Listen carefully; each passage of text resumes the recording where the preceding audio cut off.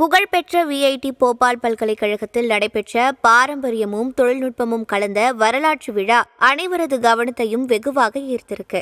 சன்ஸ்கிருதி சமாகம் என்ற இந்த புதுமையான நிகழ்வு நம் நாட்டின் பண்பாட்டு பெருமைகள் மற்றும் நவீன தொழில்நுட்ப புதுமைகள் இணைந்த ஒரு வரலாற்று சிறப்புமிக்க பொக்கிஷமாக அமைஞ்சிருக்கு. மத்திய பிரதேசத்தில் போபாலின் ஆவ்ரிதி இந்திரா காந்தி ராஷ்டிரிய மனவ் சங்கிரஹாலயா ஷாம்லா ஹில்ஸ் வளாகத்தில் விமர்சையாக நடைபெற்றிருக்கு. கடந்த சனிக்கிழமை இந்த விழா கோலாகலமாக நடந்தேறியிருக்கு.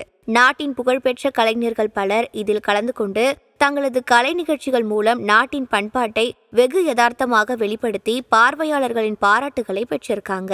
நமது இந்திய திருநாட்டின் தொழில்நுட்ப திறனை வெளிப்படுத்தும் விதமாக மாலை வேளையில் வானில் அணிவகுத்தபடி வண்ணமயமாய் பறந்த ட்ரோன்கள் பார்வையாளர்கள் அனைவருக்கும் ஒரு புதிய அனுபவத்தை கொடுத்திருக்கு.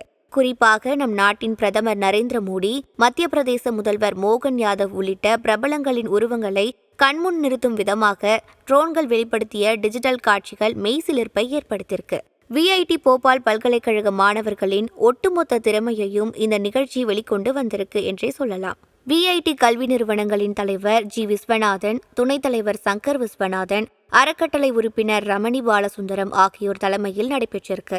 இதற்கு முன் வேறு எங்கும் நடந்திராத இந்த நிகழ்வு மத்திய பிரதேச மாநிலத்திற்கு ஒரு புதிய அனுபவமாகவும் பலருக்கும் உற்சாகத்தை அளிப்பதாகவும் அமைந்திருக்கு.